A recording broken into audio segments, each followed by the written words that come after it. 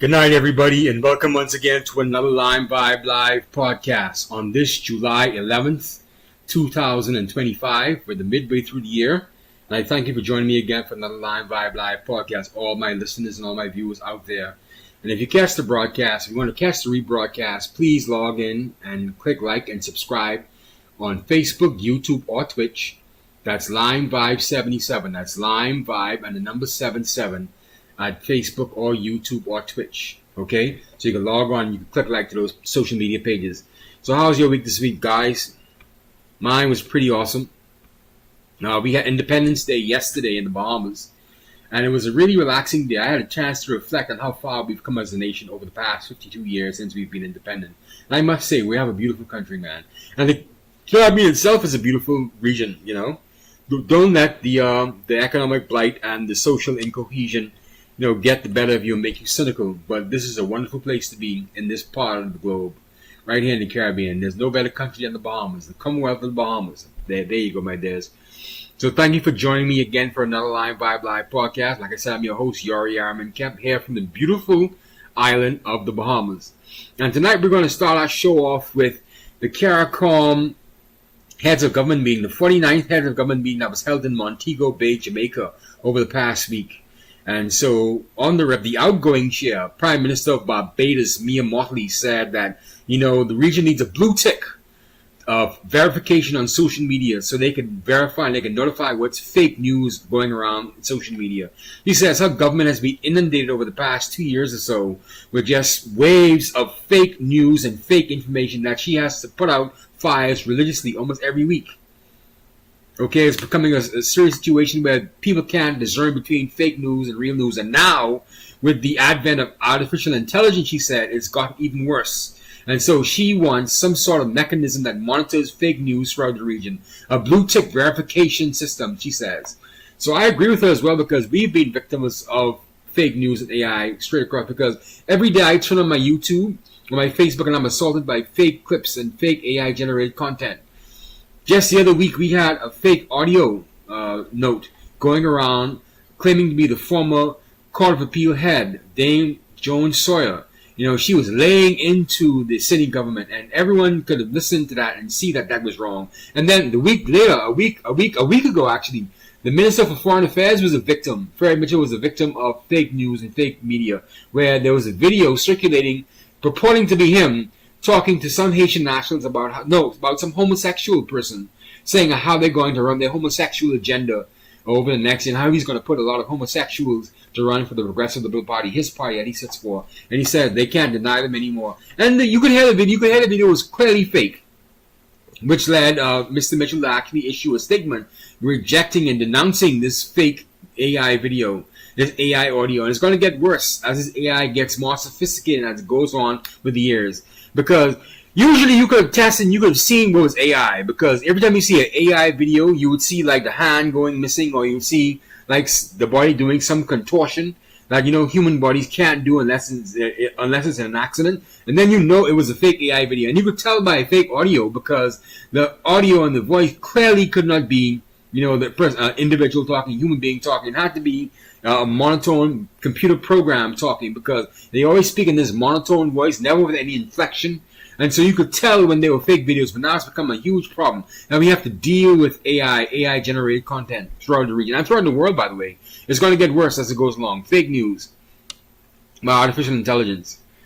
And that was only followed up by our second story, which is from the incoming chair of the CARICOM, Prime Minister of Jamaica, Andrew Holness, saying that, the CSME, the Caribbean Single Market and Economy, has hit a turning point where it now is looking to add more persons to the free movement of people throughout the region. He said right now he signed series of agreements, and they come to mutual understanding from several countries with regard to the free movement of people. Apparently now 5 countries have signed up for the free movement of people throughout the Caribbean. That's Barbados, Belize, St. Vincent, the Grenadines, Dominica, and they all added to Jamaica, who's already agreed to the free movement of people throughout the Caribbean to supplement the CSME, the Caribbean Single Market Economy. And I want to be honest with you, I'm surprised it even got this far, because no one is clamoring for the free movement of people. No Caribbean national is clamoring for the free movement of people throughout the region.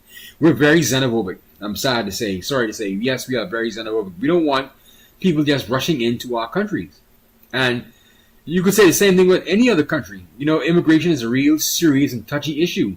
To allow the free movement of people, can you imagine a whole wave of, let's say, 200,000 people flooding in from Haiti, flooding into a small country like, let's say, Barbados? That would turn that economy upside down. That wouldn't be the good. That would be for the bad. So you can imagine now if they're all coming north to the Bahamas.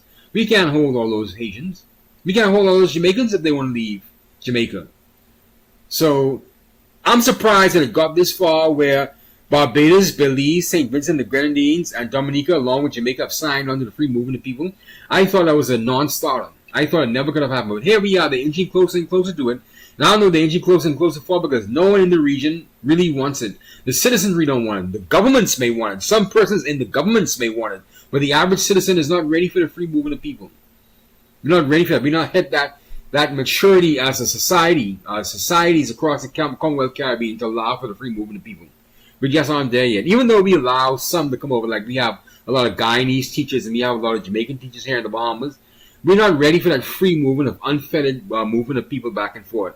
We're not ready for that. And you can see how it's working out in Europe, where Polish are going from one country to the next. They're going from France, they're going to the UK, they're going to Germany, and they're not being welcomed with open arms all the time. And that free movement of people is not working out in the European Union. So can you imagine that in the Caribbean? We'll have all-out chaos and all-out war in these little islands here with the free movement of people. I guarantee you that. And so, yeah, I don't know why but anyway, I understand it's a part of the globalist agenda, the new world order, that the free movement of people should be first and foremost with any progressive country. But however, there are some tangible realities on the ground that says that can't work, especially in the Caribbean. We're not mature yet to receive those free movement of people. We're not mature to receive 100,000 Jamaicans or 100,000 Haitians to just flood the Bahamian economy. We're not ready for that. We don't want to live that close to them. Because the average person in the Bahamas, I can speak for the Bahamas, the average person in the Bahamas believes that this country was given to them by God, and they must take care of it with all the fiber of their being. And I can imagine that's with any country throughout the Caribbean. And so we don't want any encroachers, any invaders to come and take what we think is ours. We are very selfish to that extent. And I'm just giving you the reality. I'm not for or against it. I'm just giving you what people are saying and how people feel about the free movement of people. And you will find the same type of sentiment if you speak to anyone in Europe. Even though they've gotten accustomed to it now, they don't want an influx of, Eastern Europeans in particular, the new Eastern European countries. They just start flooding their countries. They don't want that. And that's just how it is, man. And so, I wish them all the best with it, to see how best they can get through it, but I don't think it's going to work out. I don't believe you're going to get the Bahamas to sign. You're not going to get Antigua and Barbuda to sign. You're probably not going to get Bermuda to sign, even though they say they're not a Caribbean country. They are part of the Caribbean. You're probably not going to get the Caymans to sign, even though they are a British protectorate and they have to do what the British government says. You're not going to get that country to sign. And so here we are. We're at a stalemate. We're not going to get all these countries to sign on to that. It's not going to work from the jump street, man. I'm telling you. You could take my word for it. You could just try it and you could just see how much traction you're going to get with your individual citizenry and see if you're going to win an re-election. That's just how I take it, man. But speaking about re-election, Kamala Prasad Bissessar, the newly re-elected Prime Minister of Trinidad and Tobago. She's continuing her scorched earth policy in Trinidad against anyone who is a progressive People's National Movement member or perceived to be a People's National Movement member. This time she's going after the sitting president, Christine Kangaloo. And now it has Christine Kangaloo, the president of Trinidad and Tobago, all up in a bunch. She is saying that the attacks are sexist and they are against her because she's a woman. But here we have Kapil Bassoon, one of our contributors to the Caribbean Magazine Plus, writing that he believes that Kangaloo's anger is misdirected in her cries that it's being a sexist attack. If you go on Carib Mag Plus, you could see this through the op-ed by Kapil Bassoon. He says, Christine Kangaloo must understand the criticisms she is receiving now is not gender-related, but rather whether she was able to separate her role as a member of the PNM and whether or not she is an all-encompassing president or a PNM president first and foremost. She's now attempting to change the narrative on her affiliation to the PNM by questioning whether she would be as harshly criticized as she is if she was a man. And so she's turned it into a man against. But here's the thing, here's where that falls flat, I think, Miss Kangaloo, President Kangaloo, because Kamala Besessar is a female. The leader of the opposition, PNM now, is a female, Penelope Beckles. And so you can't say it's being sexist when you have women at the highest levels. So it has to go now where Kamala's asking you what your allegiance is to. Is it to the Trinidadian people or is it to the People's National Movement? And I don't think it's a fair assessment because the president, regardless of who's appointed them, they must be, impartial. And then in addition to that, the president of these countries is like the governor general. There's a position of sinecure. Why is Kamala even bothering with the woman anyway? That's the question we have to ask. That's a non-position. The president of Trinidad does absolutely nothing besides him is a figurehead.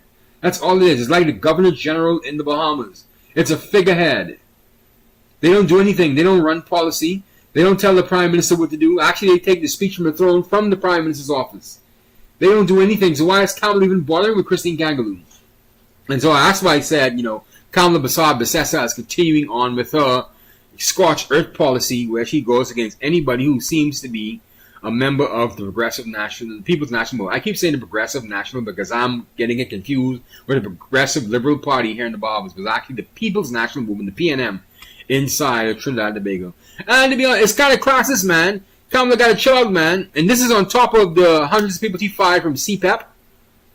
The Parks agency inside Trinidad and Tobago because they were hirees under the former PNM government. Come on, Auntie Kamala. Come on, you can't be that petty, man. My goodness, man. That is just absolutely petty. That is absolutely petty, man. Jesus. And so, Kamala, stop it, man. You're going to be prime minister for at least 4.5 years. Just chill out, man. Leave the people alone. Create some new opportunities where you can hire even more persons if you want to, man. Because this right now, this is just class. I could see you being a one-term prime minister again. At least Raleigh had 2 terms. Stuart Young didn't even have 1 term. And you made sure he doesn't get a pension at all. Which is absolutely, that's just the level of the pettiness that's gotten into the United National Congress under the leadership of Kamala Besessar. That's the level of pettiness it's gotten to. And, it's just but speaking of pettiness, let's go on to some entertainment / quasi-entertainment, quasi-government international affairs concerns, where billionaire Elon Musk is continuing his assault on the Trump administration.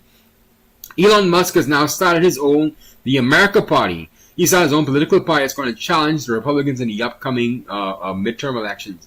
And hopefully he's going to establish a long-term party. Let's listen to a CNN video to see how they analyze, Elon Musk's, new move in his new political party. Let's go. Abby Phillip with her panel. New fallout in the very public feud between Elon Musk and President Trump. The tech billionaire is now making good on his threat to start a new political party after Trump's massive spending bill becomes law. Trump announced his America Party over the weekend, writing in part, announced his America Party, writing in part, when it comes to bankrupting our country with waste, we live in a one-party system, not a democracy. Trump lashed out on Truth Social, accusing his ex-bestie of going, quote, completely off the rails and becoming a, quote, train wreck. Musk hit back by writing, what's Truth Social? So things have turned bad again for these two yet again. How worried are you about an Elon Musk political party? Well, Abby, I think it'd be easier for Elon Musk to figure out how to get to Mars than it would be to start a new political party. It's the ballot rules in states are very complicated. This is yet another issue that's decided at the states. Whether your party can be on the ballot is subject to 50 different state laws. They're very complicated. In some places, they're dependent on what you did in the previous election, running as an independent, to get on the ballot for a future race. To be a viable party, you'd have to run for all offices. You'd have to run candidates for Congress, for Senate, for governor. And Elon Musk has a lot of money, and he's devoted a lot of money to politics. But if he starts a political party, there is a limit to what he can put in under federal election rules to that political party. So this is a very big undertaking, and I think he's probably blowing off steam. Well, I am old enough to remember No Labels. Yeah. Do we not remember No Labels? And they did successfully get on quite a lot of ballots. Yes. And they did so largely because they had secret donors bankrolling the whole thing. It does take a ton of money, and he just has that. So, I mean, I would say this is not nothing, right? No. Well, I think there's two different things we're talking about. We're talking about midterms, and we're talking about presidentials. So No Labels was the presidential race, and so they were able to get on ballots. And the fear was really on the Democratic side that would split the party. So if this was 2028, I think you would be more concerned.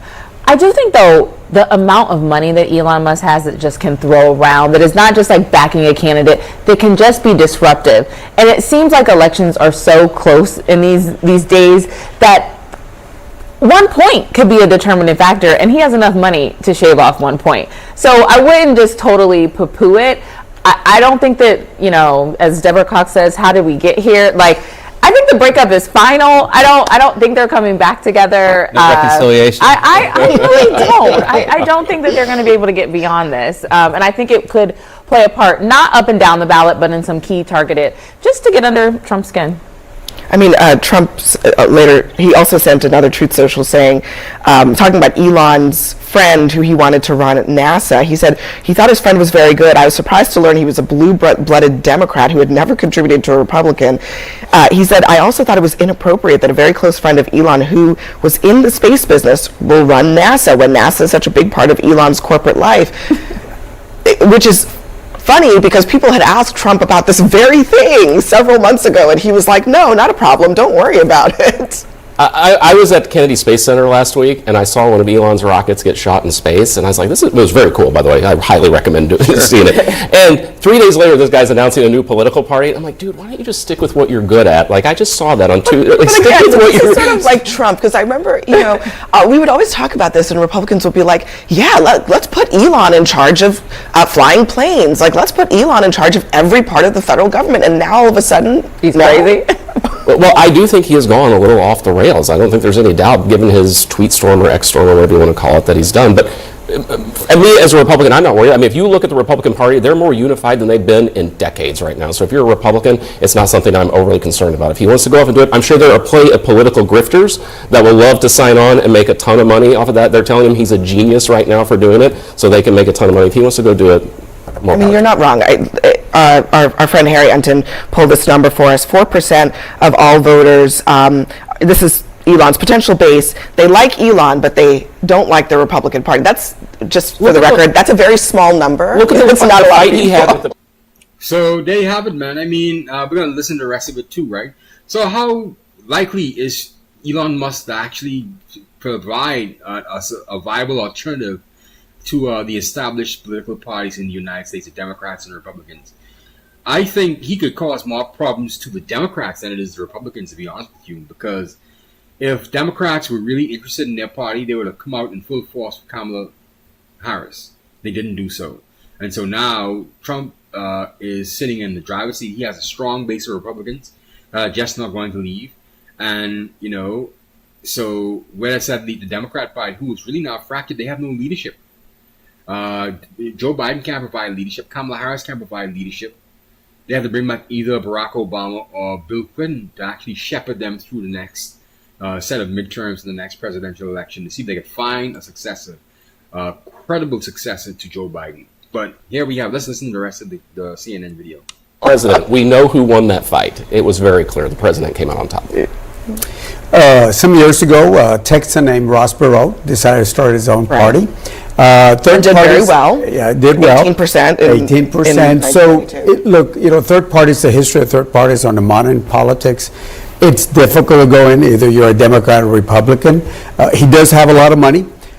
Question is, where will those voters that go with that party go? When races are tight, 1 or 2% can make a big difference. And the question is this more directed at midterms for members of Congress or senators, or more directed at presidential race? But I was a Secretary of State, so I know exactly what you're talking about. Every state has some very particular type of rules to get on. So with a lot of money, you can overcome that. To do this in a midterm might be a little difficult.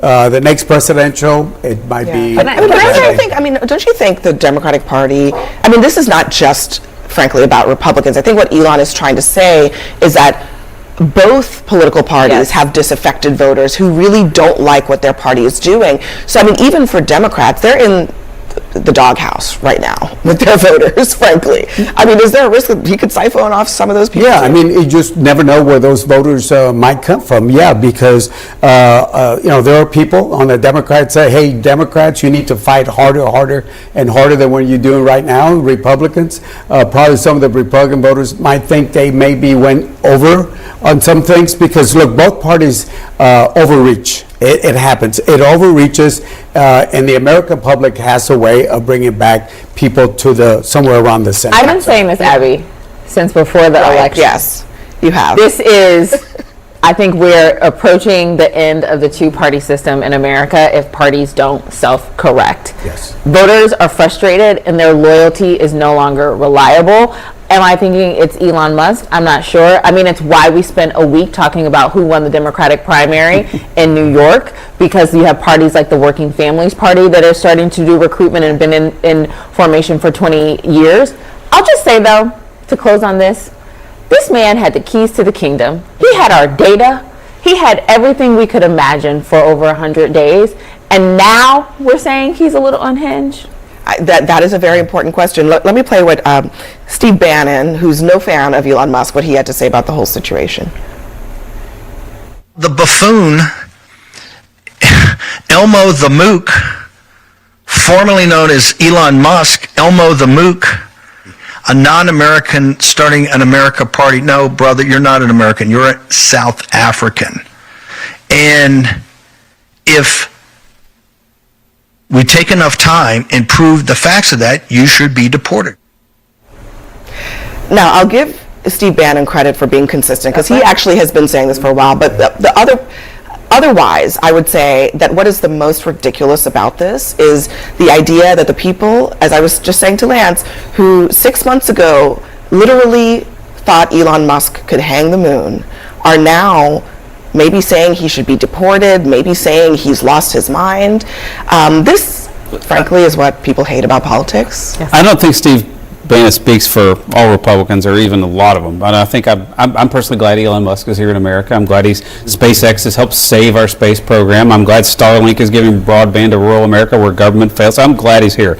I think that Ashley's right that he could make a difference in a few targeted races, but he would have to accept that he's going to be a spoiler, that his candidate's going to lose. And that is not something Elon Musk is going to be great at, I predict, is deciding he's going to lose. I feel like he's okay with being a spoiler. Trump loses. Well, yeah, maybe he's okay with being a spoiler, because he's kind of like a little bit of a burn it down kind of person. Yeah. You know what I mean? That's at least that's what he. Don't you guys all agree that Elon Musk played a significant role in 2024? So to think he wouldn't play a significant role regardless of who don't count him out of what anything he might try to do, but politics is a very new thing for him. As Lance says, he's good at rockets. He's brand new at politics. Right. Fair enough. All right, guys. And there you have it, man. That's the take. And I personally don't think Elon Musk's party is going to make it that far, to be totally honest with you. That's a huge undertaking. What is he thinking? And the other guy there, Brian Todd, said it's best that he goes back to making rockets and trying to get someone in the moon. And I agree, man. Because he's not acting like a spoiled child. He's acting like how I would act, after I've been dismissed by my political friends. That's not becoming of the world's richest man. He's a billionaire 100 times over, man. So, man, my goodness, man. Come on, Elon Musk. surely you could find something better to do than to be brought up with Donald Trump. I understand that the big, beautiful bill pissed you off, right? But come on, man, let that go. You're going to have a lot more battles to fight if you're going to continue on with this, because you're not going to win with Donald Trump. He's been doing this for years. You are younger than Donald Trump. Now, irregardless that he is the president, you are younger. Donald Trump has been fighting these trench warfares with New York intellectuals for the past 50 plus years, 60 plus years. You're not going to win against Donald Trump. Trust me, you're going to lose this one. And you hear Steve Bannon talking about deportation. Trust me, that could happen. And don't think that Trump's any nice guy that would not happen to you. It could happen to you. All right? So let's just calm down, Elon Musk. Go back to creating rockets, because America needs you to create these rockets. They need you to continue on the space program. They need you to help supplement NASA's space program, Mr. Musk. And I know you're not probably listening to me, and you really shouldn't, because I'm the poor broke one from the Bahamas, right? But here's the thing, man. You're not going to win against Donald Trump and his army of supporters, because while you have money, Donald Trump has people's attention. He has people's attention. That's a lot more currency than $100 million or $100 billion, Mr. Musk. He has people that will do his bidding because they believe in what he has to say. They believe in his idea. You're not going to win against that, Mr. Musk. Trust me with that. You're not going to win against that. Well, let's speaking about Donald Trump. Let's also talk about another story about Donald Trump. Apparently, there's nothing to see with the Epstein files. There's no Epstein file. There's no Epstein list. There's no black book. There's no list of person that went to his private island. And so it's just one mess. And that has a lot of people in the Republican Party and a lot of people in Donald Trump's circle pissed off that they're not going to see this quote-unquote Epstein file. Even after all these months, people were talking about there was an Epstein file. Let's go listen to an MSNBC video now of how they feel about this, Epstein file not being, an Epstein file. Let's go. Good evening from New York. I'm Chris Hayes. Donald Trump's administration is facing a full rebellion from the MAGA faithful, the most diehard, the people that spend all day online talking about Donald Trump. Some of the president's most strident supporters are furious at his Department of Justice after concluded there would be no further disclosures of Jeffrey Epstein-related documents, and that, basically, everyone should just drop it and move on. This comes after his Attorney General, Pam Bondi, basically spent months hyping some sort of big reveal from the Department of Justice. Epstein, of course, the disgraced New York financier who died in federal custody back in 2019 while facing child sex trafficking charges related to what prosecutors says was a years-long scheme to abuse young women. A new memo from the DOJ reiterates the department's position that Epstein was not murdered, noting, quote, after a thorough investigation, FBI investigators concluded that Jeffrey Epstein committed suicide in his cell. They even released nearly 11 hours of security camera footage from outside Epstein's cell that night of his death. Although that will likely do little to quell the ongoing conspiracies, especially considering the video is missing an entire minute. The DOJ attributes that to a long-standing glitch with the system. Despite all the Epstein didn't kill himself memes and the never-ending, increasingly baroque conspiracies, the MAGA faithful are really mad about this part of the memo. Quoting it here. This systematic review revealed no incriminating client list. There was no credible evidence found that Epstein blackmailed prominent individuals as part of his actions. We did not uncover evidence that could predicate an investigation against uncharged third parties. Now, that claim that there was no shadowy client list, ostensibly containing evidence that Epstein was secretly blackmailing political and financial and Hollywood elites, certainly seemed to contradict what Trump's own Attorney General said on television back in February. One of the things that you alluded to, and this is something Donald Trump has talked about, the DOJ may be releasing the list of Jeffrey Epstein's clients. Will that really happen? It's sitting on my desk right now to review. That's been a directive by President Trump. I'm reviewing that. It's sitting on my desk right now to review. She did just say that, right? We just heard her correctly? Now her Department of Justice says no such list exists? But again, this wasn't just Pam Bondi misspeaking or speaking ambiguously, one-off remark. I mean, seriously, 4 months, this has been a drumbeat. She's promised some sort of big revelation from the documents. I mean, do you remember this? Back in February, the White House even held this big event with right-wing influencers sharing a bunch of what turned out to be previously reported in the public domain information, they had repackaged into a bunch of fancy binders, which they handed out to people. And so when the DOJ comes back basically yesterday and says, you know what, looked at it and turns out nothing to see here, well, now that same right-wing media ecosystem is absolutely fuming. The whole thing that this tape shows he didn't kill himself is like a joke. But worse than that, it's a joke that we all get. Like, they're not fooling anybody. So I feel like we're at a dangerous point now. So now, by coming in and being part of the cover-up, the Trump administration has become part of it. I mean, it's just, you cannot see it any other way. So I just got to the office. I'm going to be able to throw up, actually. And this only happens every few years when something really, really bad happens or something. I mean, I'm physically going to puke probably right now. My mouth is watering right now. Because I have integrity. And, I just really need the Trump administration to succeed and to save this country. They're doing so much good. And then for them to do something like this tears my guts out. My thing is, why are they so upset about this client list anyway? I mean, Epstein wasn't interested in you guys. I mean, what are you going to do about it? The people who are still abused, these people are just all about making noise over nothing, I believe. Now, I believe that Epstein was a degenerate and he was arrested for it and he was locked up for it. However, this interest in this client list that's not there, so the government says, and it could be a lie, who cares, right? Why are you so invested in it? It has nothing to do with you, to be honest with you. Now, I know he was a degenerate. Epstein was a very bad man. He got arrested for it. However, to continue on with this when the government said there's nothing to see here, it just, adds no flavor to the whole discussion at all. Let's go back to the rest of the video. Do you see what you've done, Pam Bondi? You have made Alex Jones cry and possibly puke, which he only does a few times a year because of how much integrity he has. In hindsight, though, I don't think that those people should be very surprised. As we have said before, repeatedly, this has been a consistent theme of our reporting here on this program.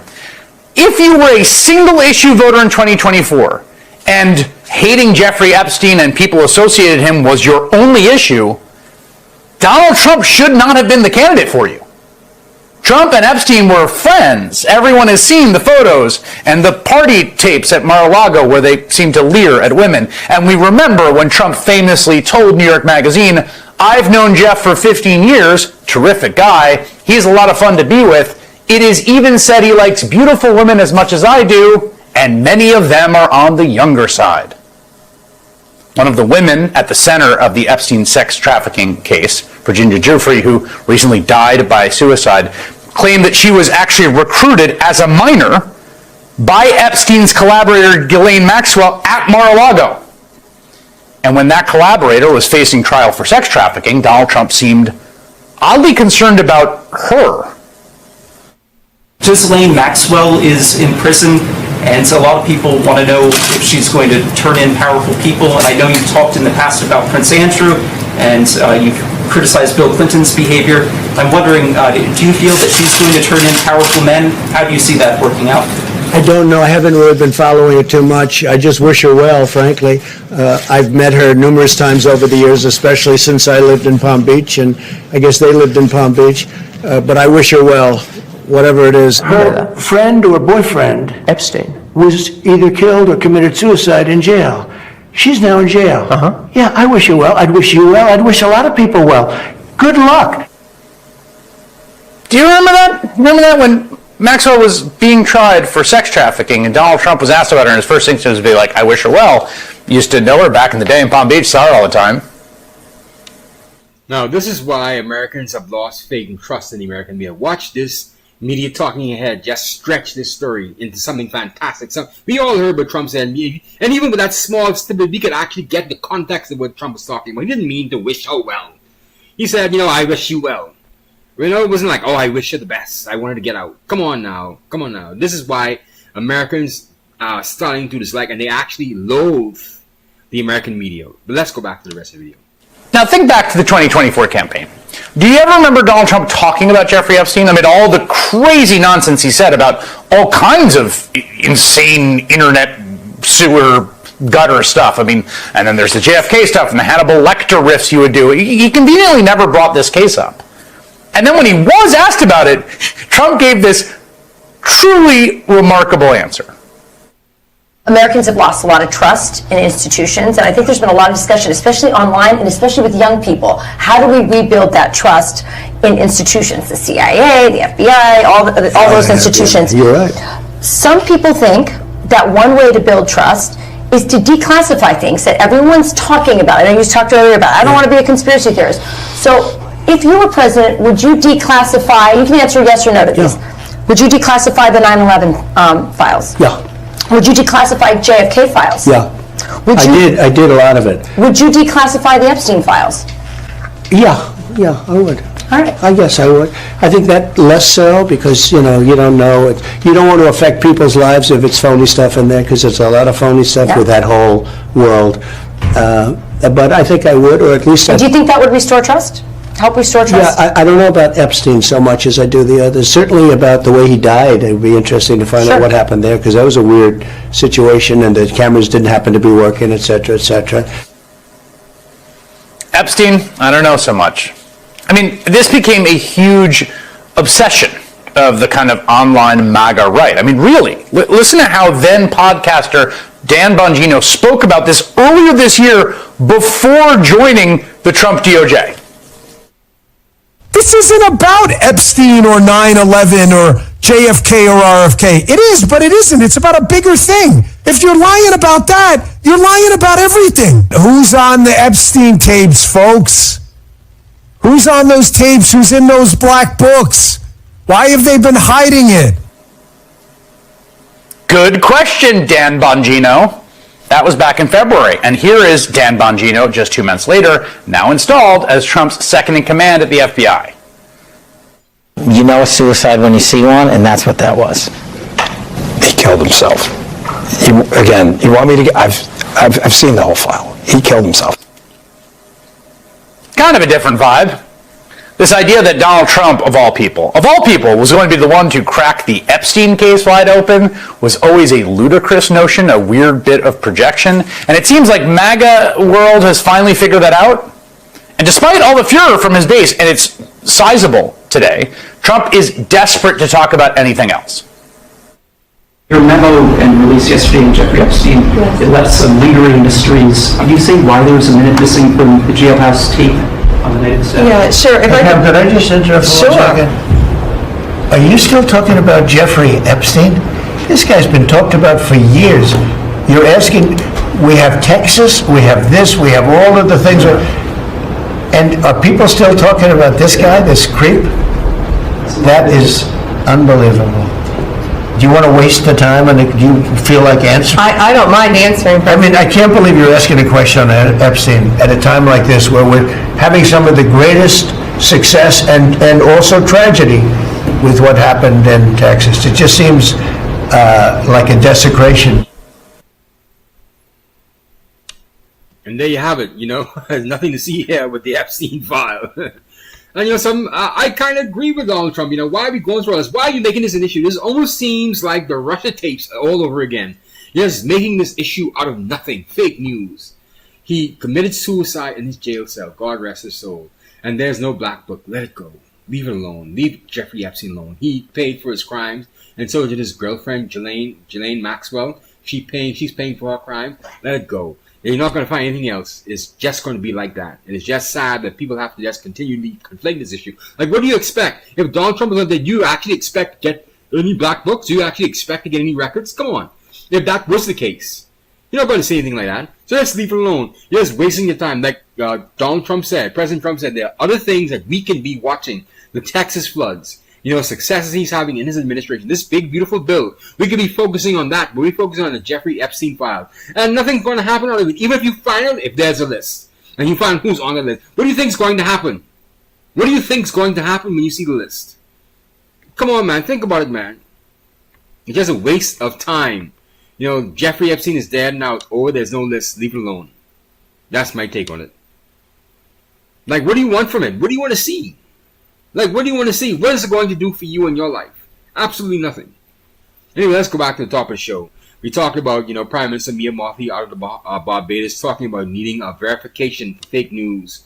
And people who disseminate news need a blue tick verification feature for people who disseminate news so they could separate between fake news and real news. Because she said that over the last several months, in her government in particular, she's been under an assault of fake AI-generated news. And she always has to continually put out fires and try to tell people that this isn't true, this is false, this is fake news, this is not an authentic government document, this is not official government policy. And she has to be going through that. So she wants a blue tick verification process for the entire Caribbean. And I agree with her, because it is getting out of hand. Like I said, AI moved from just being those crazy misshapen videos to now being, very, very sophisticated now. So you have to be careful what you're watching now. I mean, she's the outgoing chair of the CARICOM, by the way. Then we have the incoming chair of the CARICOM, Andrew Holness, saying that they hit a critical turning point with the CSME, the Caribbean Single Market and Economy. And he said that 4 other countries, along with his Jamaica, has signed on to the free movement of people. That's Belize, Barbados, St. Vincent, the Grenadines, and Dominica. I don't think it's going to happen for the rest of the Caribbean. I think that's a touchy issue. It's not going to happen with the rest of the Caribbean, so there you have it. So I wish them all the best with that. All right? You're not going to get free movement of people. You're not going to get 100,000 people coming from Haiti to the Bahamas. That's not going to happen. And so we also have now an op-ed on the Carib Mag Plus from our friend Kapil Bassoon, talking about how Christine Kangaloo, the sitting president, feels she's being targeted for being a female, rather than her being seen as a PNM, the outgoing People's National Movement president. And so here we have it now. She is just now thinking that this is all a sexist attack on her. And Kapil Bassoon says no, it's because she's portrayed herself as being a PNM president first than being a president. But I think that's all foolishness, all right? I believe that the UNC is on a witch hunt and on a scorched policy against anyone who appears to be a People's National Movement person, okay? It's just nasty politics in Trinidad and Tobago, and it's getting worse, man. It's just disgusting. And so we publish it in Carib Mag Plus, because we believe in fairness, we believe in people saying what they want to say, or we believe in freedom of information, freedom of speech. However, that's right there, that opinion there is total nonsense. Now, of course, Kamala Bassard is going on a scorched policy. Look how she did the people of the CPEP. What's the acronym for the CPEP stand for? Let's see, CPEP. I think it's one second, let me give you the right. It is the CPEP company, is the environmental company in Trinidad and Tobago. Okay? CPEP is called the Community-Based Environmental Protection and Enhancement Program. The environment program. Basically, it's like environmental health. They clean up places, or they are charging the environment. They're just harmless people. And Kamala just fired a whole bunch of them, man. It's just disgraceful, man. And I believe the UNC is going to be another one-term government, because that scorched policy never goes over well with the population. Because here's the thing. I may be a PNM, but my sister may be a UNC. So you fire me, you hurt me, you also hurt my sister. And you couldn't lose a vote for my sister. Think about it, Kamala. Don't be stupid. Don't let your emotions get the best of you. We also talk about billionaire Elon Musk starting his own political party, which he feels won't go anywhere. It's just too much to overtake in one sitting, one term. And he could possibly build the roots for a third party inside the United States of America. That could happen. And that's healthy. But I don't think he's going to create any major groundswell of change in the American political system with one particular term, no matter how much money he has. That's just not going to happen. That's a huge momentous task. And I think he should just stick to building rockets going to space and building satellites. That helps to advance humankind rather than bother with this political nonsense. We understand his feelings are hurt over this big, beautiful bill, this big spending bill that Donald Trump got passed through the Congress and the House. But come on, you got to let it go, Elon Musk. It's not worth going to war with President Trump on this. Trust me, you're going to lose this one. Now, the last story was this Jeffrey Epstein file. Apparently, there's nothing to see. There's nothing to see with the Epstein files, man. There's no black book. There's no list of celebrities that went to his private island to abuse young children. So I think just let it go. And, there's no list. And Pam Bondi, the Attorney General of the United States, said there's no list, let it go. Leave the people alone. And, take it as you want to. Yeah, but leave it alone, man. Move on from it, There's other things in the United States that they should be watching. They should be watching the Texas floods. They should be watching the U.S.'s involvement with the Iran-Israeli conflict. they also should be watching, the government with the Ukraine and the Russia conflict, because apparently Trump just sent a whole shipment of arms to Ukraine again to help them defend themselves. And so here we have this thing spiraling again. So let's be very careful. Now, Epstein is a dead man. He committed suicide. Okay? Don't go following a dead man with his other life issues on play here. There's too much at stake in America. So that's my show for tonight, ladies and gentlemen. I thank you for joining me again for another Line Vibe Live podcast. I'm your host, Yori Arman Kemp, here from the Bahamas. And I wish you would join me again next week, Friday, for another lively provocative show. If you have not done so, please like, share, and subscribe. Like, share, and subscribe to our Facebook, YouTube, and Twitch page. That's Line Vibe 77. That's Line Vibe and the number 77 at Facebook, YouTube, or Twitch. That's like, share, and subscribe. It'll really help us out a lot. It'll really help us to spread our message throughout the rest of the Caribbean and the rest of the world, actually. So I thank you for joining me again for another Line Vibe Live podcast. Your host, Yori Arman Kemp. Let's get out of here, people. Let's see you again next week, God willing. Bye.